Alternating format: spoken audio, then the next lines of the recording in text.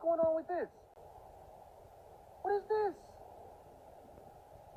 I'm out here with the minister.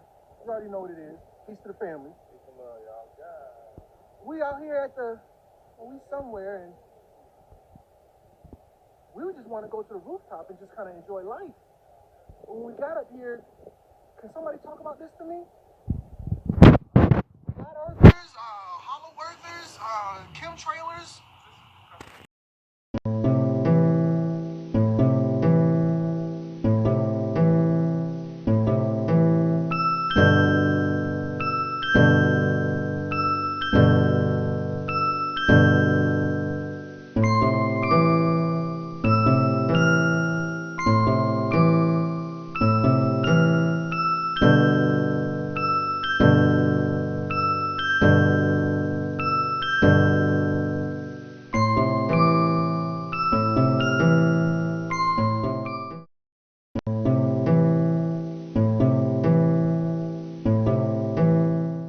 Law, a dead fictitious entity.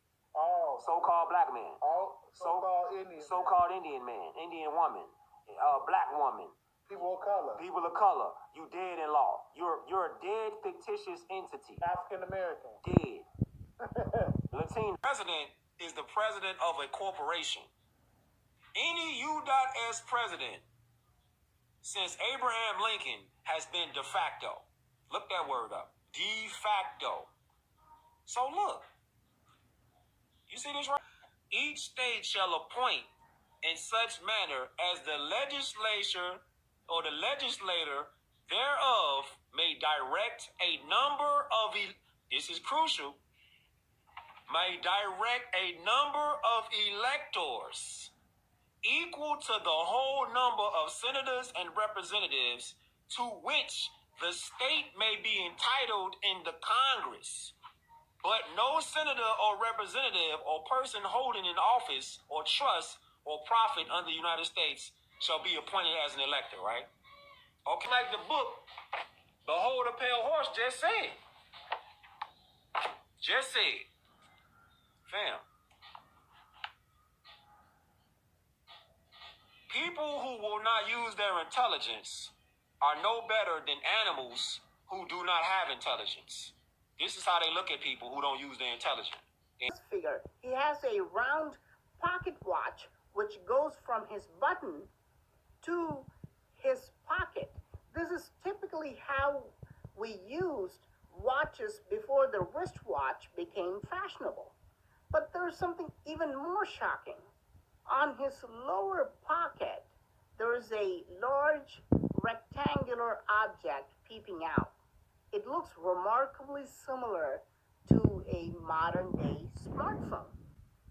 Is that a cell phone we are looking at? How are such carvings possible in an ancient Hindu temple? Instead, I'd like to focus on the fact that J.P. Morgan was booked on the maiden voyage, but canceled the day before.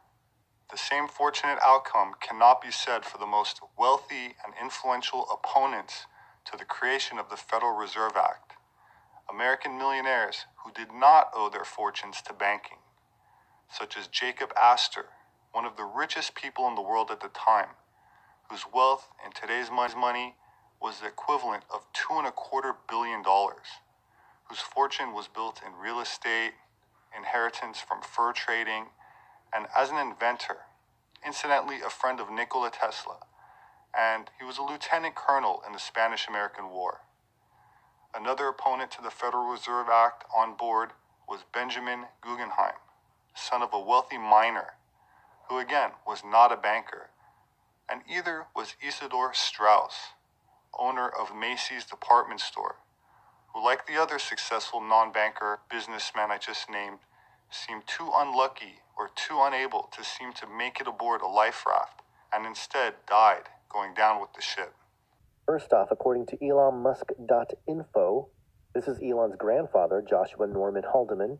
Joshua lost his farm to creditors around 1934 when he could no longer make payments for equipment he had purchased with a bank loan. So he was very upset about that. This supposedly left him leery of financial institutions and bureaucracies throughout his life, and led to his avid social/political involvement. Due to the farm loss, he worked various jobs, etc., etc. And this timeline ends in 1936.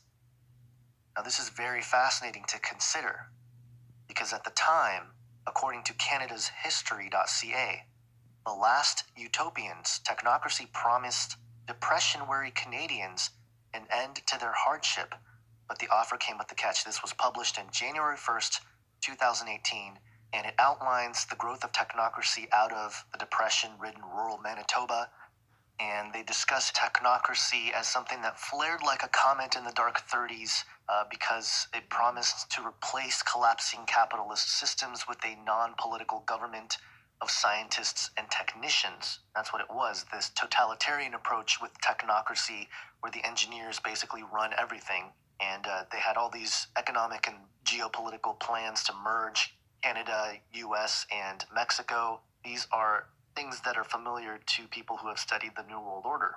The article goes through a man named Walter Friars, who basically started preaching technocracy through the Winnipeg Press and, got technocracy out there. But here's where it gets interesting. That the government, our I'm going to read straight from the article, quote, the right by to coin this money.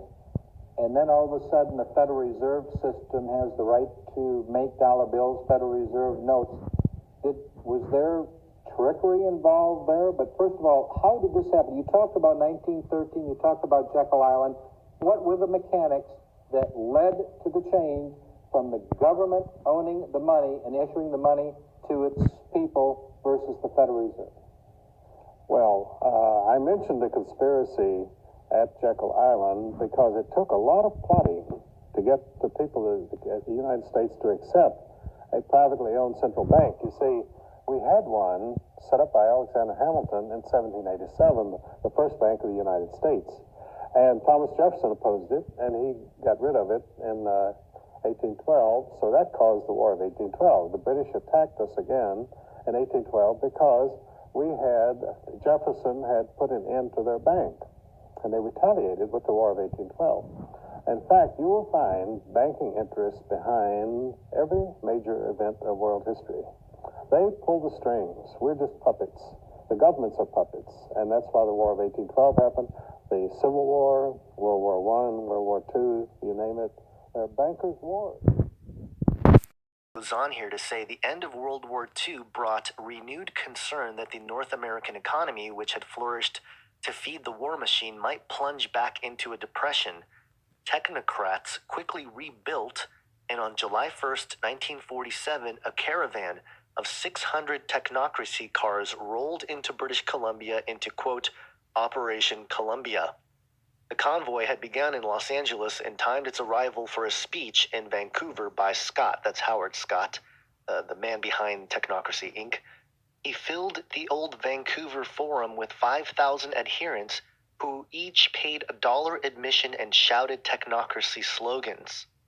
Reporter Charles King wrote in the Vancouver Province that Scott, speaking in a, quote, bored, sleepy voice, attacked the press of the United States and Canada as, quote, the most reliable source of misinformation in the world, end quote.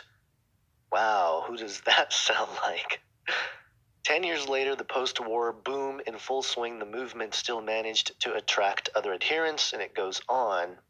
But isn't it interesting that this declaration of technocracy and social change takes place in 1947, and within a year, May and her twin sister are born. So the Roswell crash and that whole situation, so many strange things going on in that time, not the least of which also we're at where we're at today, and that's including the positive and the negative aspects of the flourishing of a technocratic society, which is what we're in now, and part of the fabric of how humans interacted and communicated with each other.